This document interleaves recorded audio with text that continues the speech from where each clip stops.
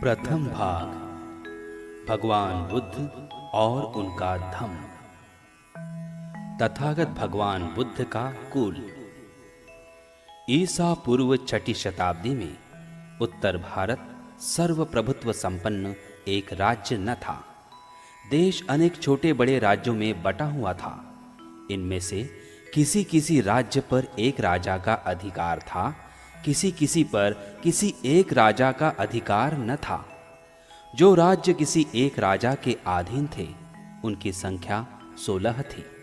उनके नाम थे अंग, मगध, काशी, कोसल, वज्जी, मल्ल, चेदी, वत्स, कुरु, पंचाल, मत्स्य, सौरसेन, अश्मक, अवंती, गंधार तथा कंबोज। जिन राज्यों में किसी एक राजा का आधिपत्य न था वे थे कपिलवस्तु के शाक्य, पावा तथा कुशीनारा के मल्ल, वैशाली के लिच्छवी, मिथिला के विदेह, रामगाम के कोलीय, अल्लकप्प के बलि, केसपुत्त के कालाम, कलिंग, पिपलवन के मौर्य तथा भग्ग यानी भर्ग जिनकी राजधानी सिंसुमागिरी थी। जिन राज्यों पर किसी एक राजा का अधिकार था वे जनपद कहलाते थे और जिन राज्यों पर किसी एक राजा का अधिकार न था वे संघ या गण कहलाते थे। कपिलवस्तु के शाक्यों की शासन पद्धति के बारे में हमें विशेष जानकारी नहीं है। हम नहीं जानते कि वहां प्रजातंत्र था अथवा कुछ लोगों का शासन था। इतनी बात हम निश्चय पूर्वक कह सकते हैं कि शाक्यों के जनतंत्र में कई राज परिवार थे और वे एक दूसरे के बाद क्रमशः शासन करते थे। राज परिवार का मुखिया राजा कहलाता था। सिद्धार्थ गौतम के जन्म के समय शुद्धोधन की राजा बनने की बारी थी। शाक्य राज्य भारत के उत्तर पूर्व कोने में था। वह एक स्वतंत्र राज्य था, लेकिन आगे चलकर कौशल नरेश ने इसे अपने शासन क्षेत्र में शामिल कर लिया था। इस अधिराज्य के प्रभाव क्षेत्र में रहने का परिणाम यह था कि कौशल नरेश की स्वीकृति के बिना शाक्य राज्य स्वतंत्र रीति से अपने कुछ राजकीय अधिकारों का उपयोग न कर सकता था। उस समय के राज्यों में कौशल एक शक्तिशाली राज्य था। मगध राज्य भी ऐसा ही था। कौशल नरेश प्रसेनजीत और मगध नरेश बिंबिसार सिद्धार्थ गौतम के समकालीन थे। तथागत भगवान बुद्ध का पूर्वज। शाक्यों की राजधानी का नाम कपिलवस्तु था। हो सकता है कि इस नगर का नाम महान बुद्धिवादी मुनि कपिल के ही नाम पर पड़ा हो। कपिलवस्तु में जैसे नाम का एक शाक्य रहता था। सिंहहनु उसका पुत्र था। सिंहहनु का विवाह हुआ था कच्चाना से। उसके 5 पुत्र थे, शुद्धोदन, धौतोदन, शुक्लोदन, शाक्योदन तथा अमितोदन। 5 पुत्रों के अतिरिक्त सिंहहनु की 2 लड़कियां थीं, अमिता तथा प्रमिता। परिवार का गोत्र आदित्य था। शुद्धोदन का विवाह महामाया से हुआ था। उसके पिता का नाम अंजन था और मां का सुलक्षणा। अंजन कोलीय था और देवदह नाम की बस्ती में रहता था। शुद्धोदन बड़ा योद्धा था। जब शुद्धोदन ने अपनी वीरता का परिचय दिया तो उसे एक और विवाह करने की भी अनुमति मिल गई। उसने महाप्रजापति को चुना। महाप्रजापति महामाया की बड़ी बहन थी। शुद्धोदन बड़ा धनी आदमी था। उसके पास बहुत बड़े बड़े खेत थे और नौकर चाकर भी अनगिनत थे। कहा जाता है कि अपने खेतों को जोतने के लिए उसे 1000 हल चलवाने पड़ते थे। वह बड़े अमन चैन की जिंदगी बसर करता था। उसके कई महल थे। सिद्धार्थ गौतम का जन्म। सिद्धार्थ गौतम ने शुद्धोदन के घर में जन्म ग्रहण किया था। उनके जन्म की कथा इस प्रकार है। शाक्य राज्य के लोग आषाढ़ के महीने में एक महोत्सव मनाया करते थे। इस उत्सव में क्या राजा क्या प्रजा सभी सम्मिलित होते थे। सामान्य रूप से यह महोत्सव 7 दिन तक मनाया जाता था। एक बार महामाया ने इस उत्सव को बड़े ही अमोद प्रमोद के साथ बड़ी ही शान शौकत के साथ, फूलों के साथ और सुगंधियों के साथ मनाने का निश्चय किया। हाँ, उसमें सुरामेरय आदि नशीली वस्तुओं का सर्वथा परित्याग था। 7वें दिन वह प्रातः काल उठी, सुगंधित जल से स्नान किया, 4 लाख काशार्पणों का दान किया, अच्छे से अच्छे गहने कपड़े पहने, अच्छे से अच्छे खाने खाए, व्रत रखे। तदनंतर वह खूब सजे सजाए शयनागार में सोने के लिए चली गई। उस रात शुद्धोधन और महामाया निकट हुए और महामाया ने गर्भ धारण किया। राजकीय शैया पर पड़े पड़े उसे नींद आ गई। निद्राग्रस्त महामाया ने एक स्वप्न देखा। उसे दिखाई दिया कि चतुर्दिक महाराजिक देवता उसकी शैया को उठा ले गए हैं और उन्होंने उसे हिमवंत प्रदेश में एक शाल वृक्ष के नीचे रख दिया है। वे देवता पास खड़े हैं। तब चतुर्दिक महाराजिक देवताओं की देवियाँ वहाँ आई और उसे उठाकर मान सरोवर ले गई। उन्होंने उसे स्नान कराया, स्वच्छ वस्त्र पहनाए, सुगंधियों का लेप किया और फूलों से ऐसा और इतना सजाया कि वह किसी दिव्यात्मा का स्वागत कर सके। तब सुमेध नाम का एक बोधिसत्व उसके पास आया और उसने प्रश्न किया, मैंने अपना अंतिम जन्म पृथ्वी पर धारण करने का निश्चय किया है, क्या तुम मेरी माता बनना स्वीकार करोगी? उसका उत्तर था, बड़ी प्रसन्नता से। उसी समय महामाया देवी की आंख खुल गई। दूसरे दिन महामाया ने शुद्धोदन से अपने स्वप्न की चर्चा की। इस स्वप्न की व्याख्या करने में असमर्थ राजा ने स्वप्न विद्या में प्रसिद्ध 8 ब्राह्मणों को बुला भेजा। उनके नाम थे राम, ध्वज, लक्ष्मण, मंत्री, कुंडज, भोज, सुयाम और सुदत्त। राजा ने उनके योग्य स्वागत की तैयारी की। उसने जमीन पर पुष्प वर्षा कराई और उनके लिए सम्मानित आसन बिछवाए। उसने ब्राह्मणों के पात्र चांदी सोने से भर दिए और उन्हें घी, मधु, शक्कर, बढ़िया चावल तथा दूध से पके पकवानों से संतर्पित किया।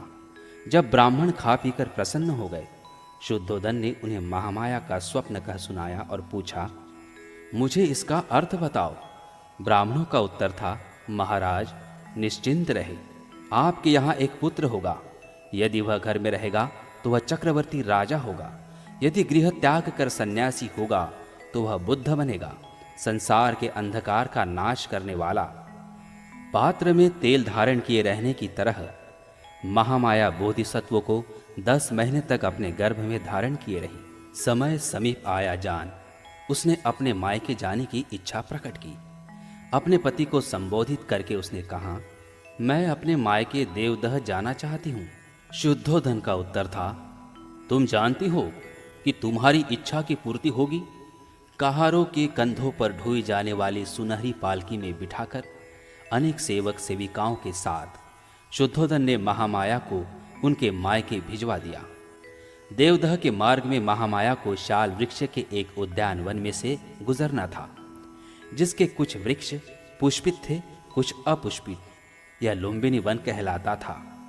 जिस समय पालकी लुम्बिनी वन में से गुजर रही थी, सारा लुम्बिनी वन दिव्य चित्रलता की तरह अथवा किसी प्रतापी राजा के सुसज्जित बाजार जैसा प्रतीत होता था। जड़ से वृक्षों की शाखाओं के छोर तक पेड़ फलों और फूलों से लदे थे। नाना रंग के भ्रमरगण गुंजार कर रहे थे, पक्षी चहचहा रहे थे। यह मनोरम दृश्य देखकर महामाया के मन में इच्छा उत्पन्न हुई कि वह कुछ समय वहां रहे और क्रीड़ा करे। उसने पालकी ढोने वालों को आज्ञा दी कि वह उसकी पालकी को शाल उद्यान में ले चले और वहां प्रतीक्षा करे। महामाया पालकी से उतरी और एक सुंदर शाल वृक्ष की ओर बढ़ी। मंद पवन बह रहा था, जिससे वृक्ष की शाखाएं ऊपर नीचे हिल डोल रही थी। महामाया ने उनमें से एक को पकड़ना चाहा। भाग्यवश एक शाखा काफी नीचे झुक गई। महामाया ने पंजों के बल खड़ी होकर उसे पकड़ लिया।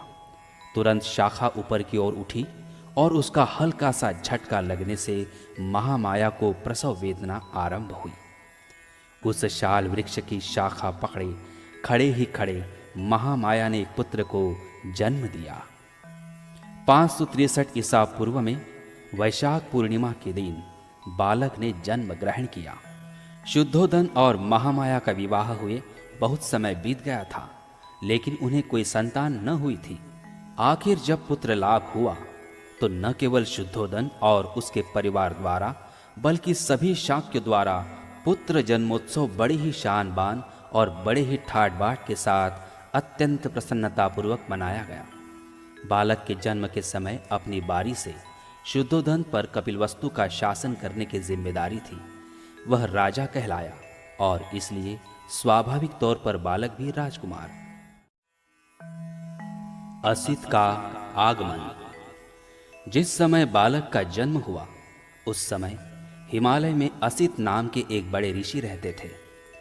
असित ने सुना कि आकाश स्थित देवता बुद्ध शब्द की घोषणा कर रहे हैं।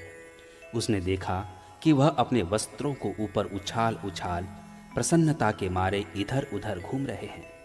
वह सोचने लगा कि मैं वहां क्यों न जाऊं जहां बुद्ध ने जन्म ग्रहण किया है। जब असित ऋषि ने समस्त जम्बूद्वीप पर अपनी दिव्य दृष्टि डाली तो देखा कि शुद्धोदन के घर में एक दिव्य बालक ने जन्म ग्रहण किया है और देवताओं की भी इतनी अधिक प्रसन्नता का यही कारण है। इसलिए वह महान ऋषि असित अपने भांजे नारदत्त के साथ राजा शुद्धोदन के घर आए और उसके महल के द्वार पर खड़े हुए। अब असित ऋषि ने देखा कि शुद्धोदन के द्वार पर लाखों आदमियों की भीड़ एकत्रित है। वह द्वारपाल के पास गए और कहा, अरे जाकर राजा से कहो कि दरवाजे पर एक ऋषि खड़े हैं।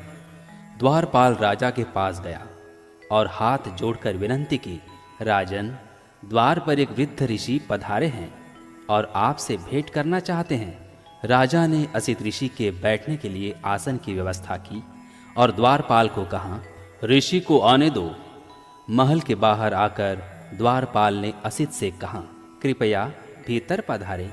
असित ऋषि राजा के सामने उपस्थित हुए और उसे खड़े खड़े आशीर्वाद दिया।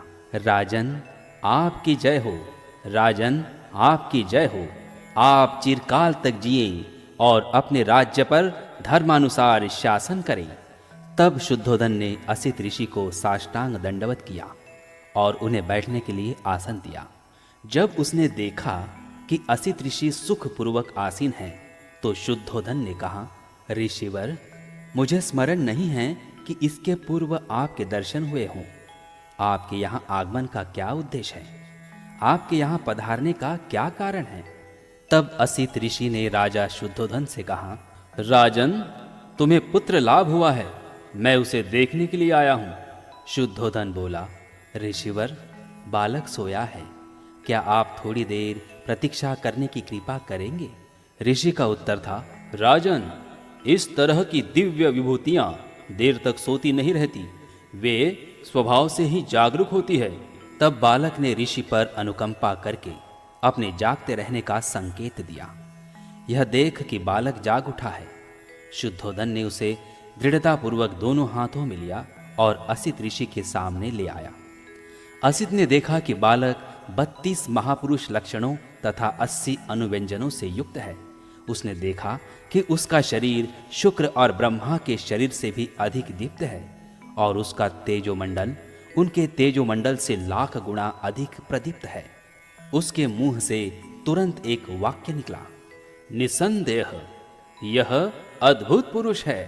वे अपने आसन से उठे, दोनों हाथ जोड़े और उसके पैरों पर गिर पड़े।